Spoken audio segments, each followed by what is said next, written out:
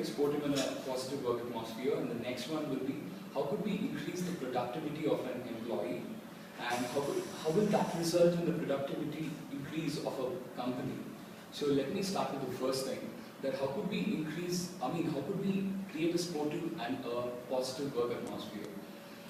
First thing is, to create a positive work atmosphere, for example, if there is a panel of developers working on a project, okay, if there is a tough task which needs to be completed, even if 4 of the developers are thinking that it is possible, if any one spells it out, he tells it out that, it's very tough here, right? We can't do it. That creates a negative kind of impression on the rest 4 who thought first that it is possible. So this might result in, delay in a task being completed, or it might result in the product being not delivered on the time. Okay? So first point is this. And the next one is, creating a positive work atmosphere also depends upon not only the team leader, but also on the people who work in the team. Encourage the guy who sits next to you. Might not be possible to encourage someone who sits behind you. Encourage someone who sits next to you.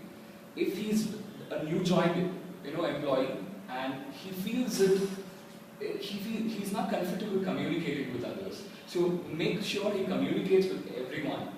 And if he has a problem, if he has done some dumb task, don't tell him, it's so dumb here, whatever you have done. That will reduce his morale. Don't do that. Because he's just come now. And even you were in that position sometime. Okay? Bring him up, because that is what I felt with other employees. But when I entered into Styre, my morale was taken up by my team leader. I thank you for that. Okay. So, because I didn't know ASP.NET. I didn't know what's ASP.NET at all. 0 hours. And when I walked in, they asked me to develop an online examination. It was like, what? And then, I started learning bit by bit. Anyhow, I did that product. Completed it. Anyhow, so I would like to play a video now, which will show you a positive work atmosphere. It's just a mirror held to the work atmosphere and the work culture in Facebook. So we shall have a look at that.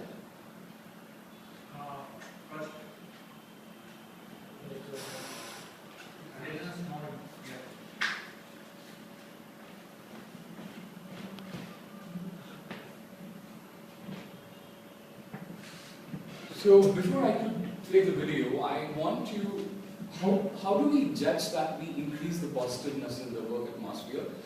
Well, I would like to tell it in 3 parameters, okay, or 3 things. First thing is the relationship between the employee and the management, the company. The second thing is the relationship between the employee and the team leader. This is very important. And the third one is the relationship between an employee and another fellow employee. These are the 3 main things which will decide how your work atmosphere is going to be. So, have a look at this.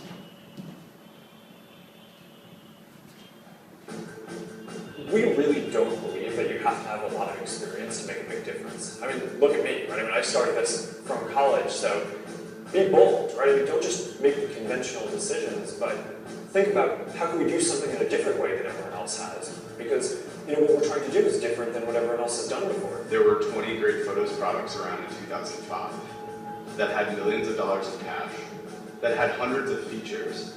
And here we came along with a handful of people in a month and a half and built a product that boiled down and removed all of those features, except for one thing, which was tagging it, so that we organized photos on the web around people and it completely changed the experience. That was just like that. It's like out of your brain and your ideas and a small group of people comes something that touches the lives of hundreds of millions of people every day. No matter how big this company gets, it has this David versus Goliath sort of feeling. And I think that's what makes it fun to come into work every day. Get out there and try something. And don't be afraid. There's lots of people to catch you, and you will never get criticized for trying something for the right reasons and making a mistake. Most things at Facebook don't happen because it's mandated at a top level. It happens because there's an individual in the company who really wants something to happen, who has a deep passion to kind of figure out all the subtle product decisions that go into making a product beautiful and elegant. What we're trying to do as a management team is encourage people to see the gap. And that requires being critical and being extremely imaginative. You can work on huge problems, or you can come up with your own problem and work on that. And you can really have a big impact. It's really early, right? I mean, if you look at the type of information that people share, it's all very simple, right? And the amount of context that people can have about the world around them, the type of sharing that people want to be able to do, the type of things that you want to be able to learn about people around you, it's really just getting started. Come into work with a sense of urgency about what we're doing. Even if it seems like it's a simple task on a day-to-day basis, getting it done is the thing that lays the groundwork for everyone else to do the other things that they're doing, so that it all adds up to something huge. I look around the world and I see all the things that Facebook has done, from people who have adopted babies through Facebook to people that have fought for peace in elections like the Iranian election.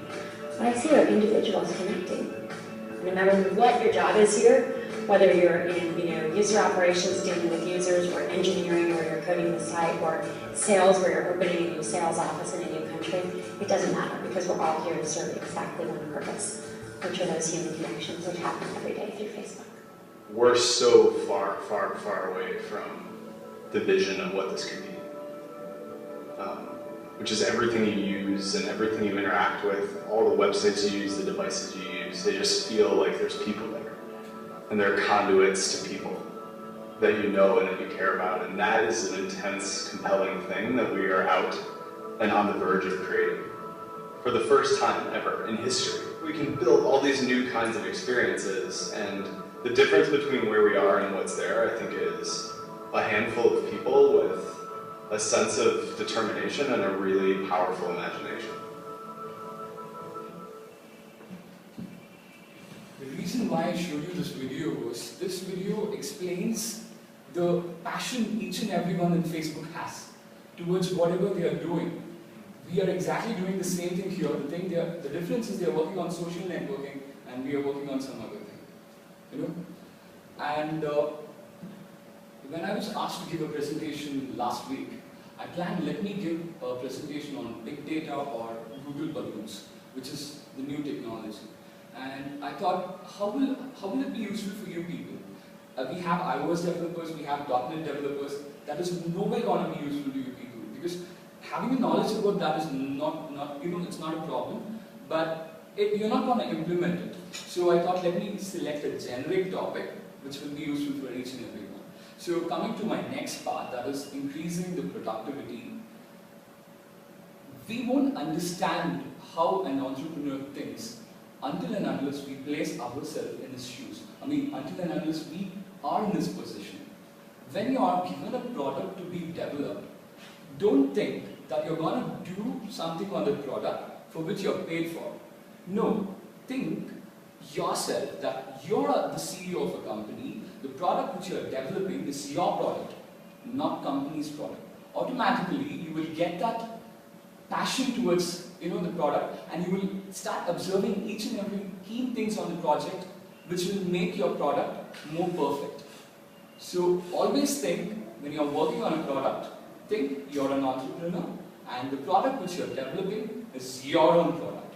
If you don't do it properly, the loss is going to be yours. So that is what helps us to understand, when they set up that deadline for a project, that this product needs to be delivered to the client within a specific time.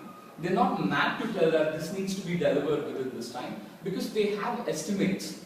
Within this year, they have to develop so many products for the company, and this needs to be delivered to the client. So, because they have all these estimates, they decide a date. And if the product is not ready within the date, it's not a problem. Think, if you're running a company, you're paying salaries, you're taking the risk. Entrepreneurs are the risk takers. So that is the difference between an entrepreneur and an individual and an employee. So think, what will be your position if you're an entrepreneur and you have set a deadline, the product is not ready within the deadline? It is, of course, a loss. So coming to increasing the productivity, each and every employee, think that you have a weekly task, right? Saturdays we are assigned with tasks for a week. When you look at your weekly report after you go home or here itself, you will feel, come on, I can do this within a week. Yeah, it is possible for me to complete this within a week.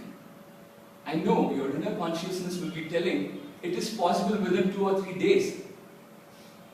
But you'll feel, okay, fine, anyhow, I have a week to complete this. Yeah, okay, fine. So set your own deadlines. A week is a deadline which is given by the company for you. Set your own deadlines for your tasks. Might be a day or a 2. Your team leader is not going to tell you, I'm not going to give you more tasks if you complete this. Complete it. I mean, you set your own deadlines. A day or a 2. Then, okay, fine, I've completed my weekly task. Give me more tasks. Add it to your weekly report. That increases your productivity. It increases the percentage of chances of your product being delivered within the time which is given, and ultimately it results in increasing the productivity of the company. So I would like, last but not the least, I'll be showing you a video now. I want each and every one of you to have a look at this, I mean after it's released.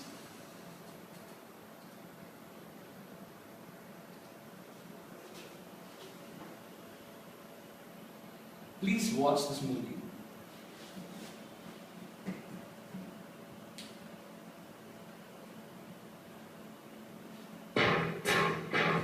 Steve, it takes guts to drop out like you did. Higher education comes with the expense of experience.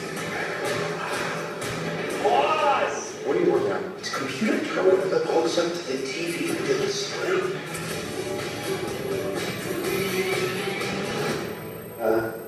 Steve? These are state of the art. Nobody's making anything like this. Welcome to Apple Computer. Is this everything? Sort of. I think we should start with around 90 grand. Could you repeat that? If you'll have me bored. Apple Incorporated went public this morning. We gotta make the small things Unforgettable. Typeface isn't a pressing issue. Get out. He's trying to start a war with IBM. Steve's been doing the impossible ever since he was in the garage. I'm trying to build Apple, and you're taking it away from me. If you keep heading down this path, I will not protect you. It's a blatant ripoff. I'm gonna sue you for everything. You are your own worst enemy. The board is unanimous. Steve will no longer be involved in this company. 10 years after Steve Jobs' departure, the future of Apple Computer is in jeopardy. In life, you only get to do so many things. We're gonna make Apple cool again. Here's to the crazy ones, the mystics, the rebels. Because the people who are crazy enough to think they can change the world are the ones who do.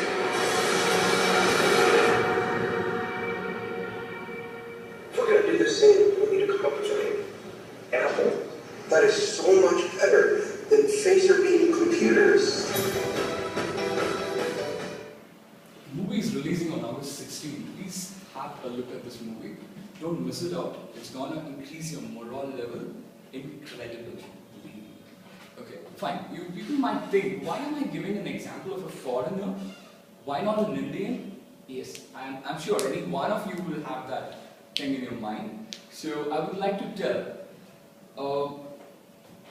being a software engineer, one thing which I say, love your profession, not your company.